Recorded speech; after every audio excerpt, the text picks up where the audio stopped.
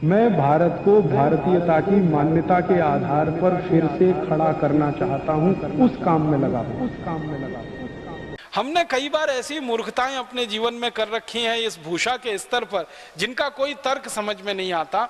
जैसे बहुत भारतवासियों को मैंने देखा है मोजे पहन के घूमते रहते हैं जूतों में। अब जूते वैसे ही बहुत गर्म हैं, उसमें मोजे और डाल लिए आपने। अब ये पांव जो होता है ना, नीचे का हिस्सा, अगर आप फिजियोलॉजी एनाटॉमी की बात करेंगे और उसको पढ़ेंगे और सामान्य भाषा में समझने की कोशिश करेंगे, ये अक्सर खुला हुआ रहना चाहिए ताजा हवा के लिए। लेकिन हमने एक तो जूते डाल लिए, जूते के ऊपर और मोजे चढ़ा लिए, तो मोजे के अंदर पसीना भरता रहता है और जूतों के कारण वो और ज्यादा बढ़ता रहता है। तो मोजों में इतनी तेज बदबू आती है। अक्सर लोगों को मैंने देखा है घर में जाके जैसे ही जूते उतारते हैं तो मोजे की बदबू घर के बाहर तक चली जाती है।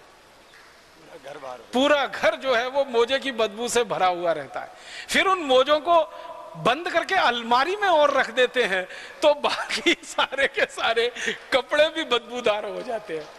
अब उन लोगों को कहो कि भाई ये मोजे की जरूरत भारत में नहीं है, ये यूरोप में है, इंग्लैंड में है, कनाडा में है, अमेरिका में है, क्योंकि बर्फ पड़ती है। आपको मालूम है साल में 6 महीने बर्फ पड़ती है ये यूरोप और अमेरिका वाले एरिया में। कुछ कुछ क्षेत्र में तो 8 महीने तक बर्फ पड़ती है। तो ज्यादा बर्फ पड़े तो पांव एकदम गलने लगते हैं। तो ऐसी स्थिति में मोजे और जूतों की जरूरत पड़ती है। भारत में तो कम से कम 3/4 इलाका ऐसा है जहां कभी बर्फ नहीं पड़ती और 1/4 इलाके में साल में 15-20 दिन, बहुत अधिक तो महीने भर बर्फ पड़ती है। तो उतने दिन के लिए अगर वो लोग मोजे पहने जो 1/4 इलाका भारत का बर्फ वाला है, उनको ही बात तो समझ में आती है। पूरे भारतवासी मोजे पहन के घूमते रहते हैं, भरी गर्मी में मोजे पहने रहते हैं। जून की गर्मी में, जुलाई की सड़ी हुई गर्मी में, जब बारिश भी होती है और गर्मी भी पड़ती है और खराब गर्मी होती है। ये मोजों का बड़ा विचित्र विज्ञान है। हमारे भारत में तो सन्यासियों के लिए जो पहनावा है वो खड़ाऊ है और गृहस्थ लोग भी पहनते रहे।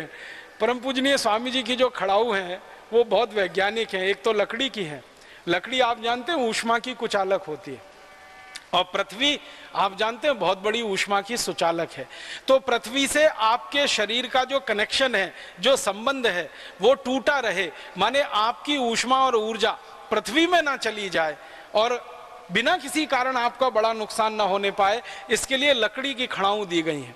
और लकड़ी जो है ऊष्मा की कुचालक होने के कारण पृथ्वी और आपके शरीर के बीच में एक माध्यम बन जाती है ताकि ऊष्मा का, ऊर्जा का, बेकार का प्रवाह पृथ्वी में ना होने पाए। इतने वैज्ञानिक तरीके से ये खड़ाऊ बनती है जिसका उपयोग हजारों साल से इस देश में होता रहा। हमने वो खड़ाऊ छोड़ दी और उस खड़ाऊ को छोड़कर यूरोप और अमेरिका की नकल करने वाले जूते खरीद लिए और उन जूतों में फंस गए मोजे और मोजे में फंस गई बदबू और बदबू में फंस गया पूरा घर और परिवार जो परेशान होता रहता है। हमारे देश में भगवान श्री राम का कहानी देखें, भगवान श्री कृष्ण का देखें, ये सब खड़ाऊ पहनने वाले लोग थे। श्री राम ने हमेशा खड़ाऊ पहनी, लक्ष्मण जी हमेशा खड़ाऊ पहनते रहे, बजरंगबली को देखें, हनुमान जी को, वो खड़ाऊ पहनते रहे, श्री कृष्ण खड़ाऊ पहनते रहे, युधिष्ठिर, अर्जुन, नकुल, सहदेव, भीम, ये सब खड़ाऊ पहनकर हमारे महापुरुषों ने अपने अपने जीवन में बड़े बड़े काम किए। और आप तो जानते हैं एक हमारे यहाँ मुहावरा चलता है जो वास्तविकता पर आधारित है कि श्री राम ने अपना राज्य तो खड़ाऊ की मदद से ही चलाया। भगवान श्री राम तो गए नहीं गद्दी पर, कुर्सी पर बैठने के लिए, उनकी खड़ाऊ रखी रहती थी कुर्सी और गद्दी पर, उसके द्वारा राज्य चलाया जाता था। तो खड़ाऊ बहुत महत्व की चीज है हमारे देश में।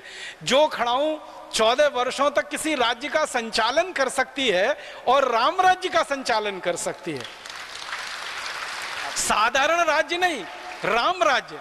राम राज्य में जहां कोई दुखी नहीं है, कोई गरीब नहीं है, कोई भूखमरी का शिकार नहीं है, कोई बेरोजगार नहीं है, जहां अतिवृष्टि नहीं है, जहां अनावृष्टि नहीं है, माने जीवन का कोई दुख ही नहीं है, ऐसा राज्य राम राज्य, और वो खड़ाऊ के द्वारा संचालित हुआ हो 14 वर्ष, तो अंदाजा लगा लीजिए खड़ाऊ का कितना बड़ा महत्व रहा होगा इस देश में। और भरत जो श्री राम के अनुज छोटे भाई, जब उनको बुलाने के लिए गए वन में, तो श्री राम ने कहा कि मेरी खड़ाऊ ले जाओ। तो बहुत हर्ष के साथ, खुशी के साथ भरत उन खड़ाऊ को अपने सिर पर रखकर राम राज्य तक लेके आए, माने अयोध्या तक लेके आए। खड़ाऊओं का स्थान सिर में रहा है, हमने अब वो जूते को देना शुरू कर दिया है। क्या हमारी संस्कृति का पतन हुआ है, कहाँ खड़ाऊं और कहाँ जूता। तो आप इस जूता संस्कृति से थोड़ा बाहर निकलें। ये सांस्कृतिक पतन है हमारा, जूते का पहनावा। और जूते का पहनावा ऐसा, एक जोड़ी जूता नहीं, दो नहीं, तीन नहीं, चार नहीं, 5, 10, 15, 20, 25, 50, और लोगों को ड्रेस के हिसाब से जूता।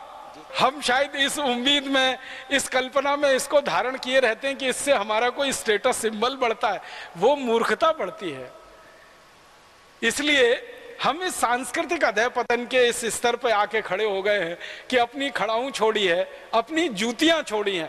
भारत में ऐसा भी रहा है कि कुछ समय जब बहुत ठंड पड़ती रही है तो खड़ाऊं का उपयोग नहीं कर सकते, तो जूतियां इस देश में बनाई जाती हैं। जूतियां बहुत वैज्ञानिक हैं, जूतों की तुलना में तो बहुत ज़्यादा वैज्ञानिक हैं। मैंने देखा राजस्थान में, मध्य प्रदेश में, गुजरात में, महाराष्ट्र के कई इलाकों में जूतियां बनती हैं।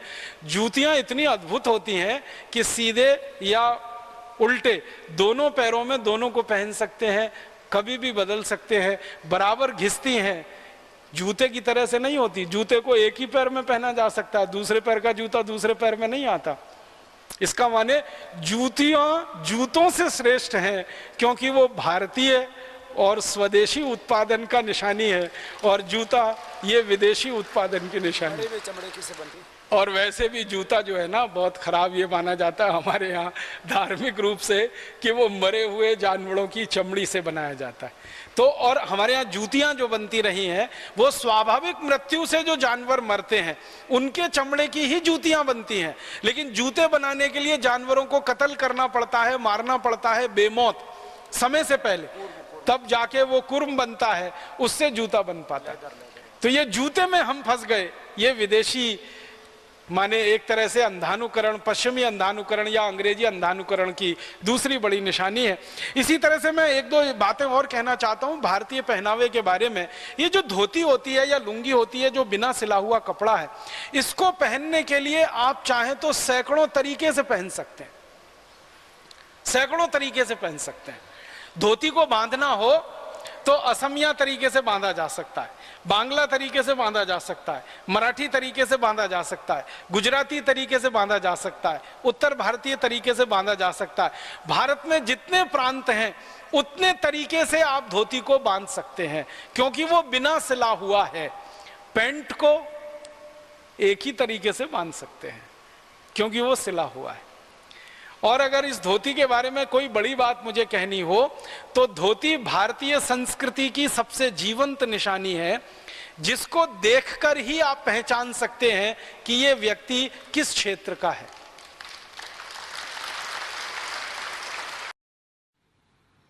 दोस्तों, सबसे पहले तो चैनल सब्सक्राइब करें, फिर लाइक, कमेंट और शेयर करें।